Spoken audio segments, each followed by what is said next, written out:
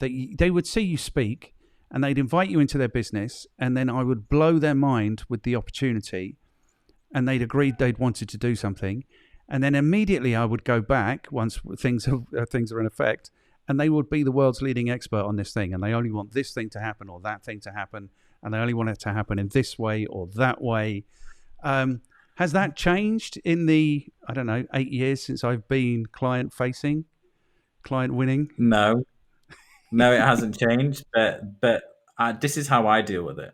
So Okay. if I've done a strategy for a company and they come in and they want to start changing it and do it their way, I serve them notice. And then they get surprised because I'm like, well, no, you hire me as the expert to come in and tell you what you need to do. I've gone through it, I've educated you, I've done the research, I've brought the data in around your competitors, your audience, what they're doing online, how to target them. I've given you the blueprint, what to do it. If you think you're better than me and my strategy is wrong, then do it your own way. But I will not agree. I'm not. The difference with us is I'm not a yes person to clients. Yeah.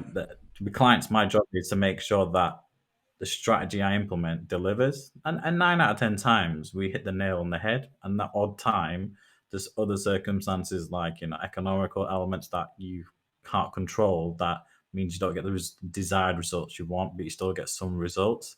And it's more of a learning phase. But that's where I go back because that still happens. At which point, it's almost like a light bulb moment with them because I say, well, no, if you think you're better and you can do it better, then you've just wasted my time. I'm wasting your time. I'm not a yes person. You either do it my way and trust me to do it my way, which is why you're paying me to do it and why you asked me to come in. Or if you think you can do it better and you're now an expert on it, go ahead. And then what you find is they change their tune and say, okay, no, because you've kind of given them a reality check that no, I'm not going to accept that we do things. Yes, certain businesses have to do things in certain ways in terms of tone of voice, but specifically in industries like financial that you have to go through FCA compliance. I'm not talking about that. I'm talking about like, oh, why don't we just do LinkedIn and do this? Well, no, that doesn't go in line with the overall strategy and understanding of who your customer is and why we've developed the strategy that way. 100%. And again, this doesn't happen, I don't think, in other functions in the business. Like, I've never seen a business owner arguing with the accountant necessarily. We want to do the accounts this way or that way, or with the bookkeeper. Or I've never seen anyone going for open heart surgery and then dictate to the surgeon how they're going to perform the open heart surgery. It feels like there's something like marketing for me is way too ambiguous. I understand what you're saying is like tremendously exciting. It's evolving all the time. It's all this thing, but I think the stat is, I don't know because I glanced at it, but I think it's something like 78% of the businesses that go out of business cite like a failure in sales and marketing as the reason they're going out of business. I wouldn't be surprised if it's higher, but it just weirds me out, Manpreet. And I've been on this like my whole life since I started work. It still weirds me out that people don't get that this is the thing they have to do if they want to be successful. Like, you look at the most successful brands on the planet, they are the best marketers. They invest the most in marketing. But small businesses still don't seem to get this. Because marketing's a cost. And they feel like if they're already doing well, then they've done well and got to that point without sales or marketing. Yes. Because it's their personal experience within businesses. This is what I find with business owners is they feel like the marketers themselves, and they have to be given credit because they've built that business up without like a fundamental digital marketing strategy or without an agency and got that far already. So in the back of their mind, they kind of see it as like it's just a cost for cost's sake. And it comes down back to that element earlier, which is education.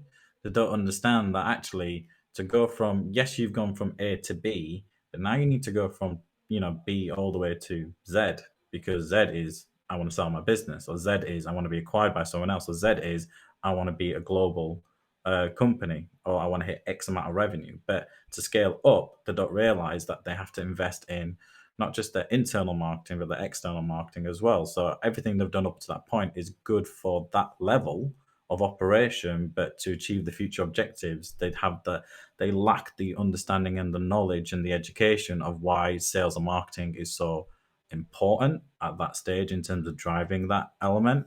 So I always see it with a lot of customers like, oh, we can do it better myself. Or, I know because I've been doing this for like 10, 15 years. Yes, you are an expert in your field. So if you get, let's say, electrics company, yes, they say, well, we know what we need to do in this industry. We've been doing it for 10, 15 years. But as I said earlier, it just, marketing is changing so rapidly, becoming so much more digital, becoming so much more,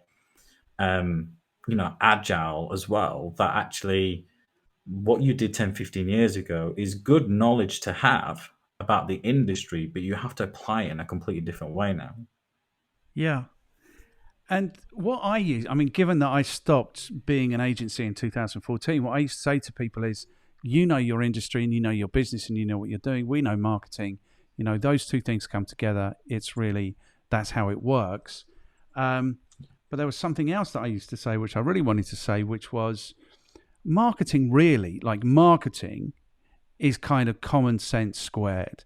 It's like find a way to add value to the market, find a way to get the messages to them, do a good job, evidence the fact that you've done a good job. That's common sense. Yeah.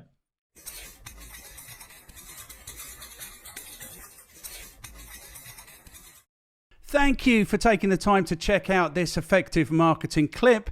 If you found this interesting and useful, YouTube thinks you're going to enjoy this one, and this is the latest thing that we've put together. If you haven't yet, and you could take a second to like, share, subscribe, and comment, that will give us the motivation to continue on this epic journey.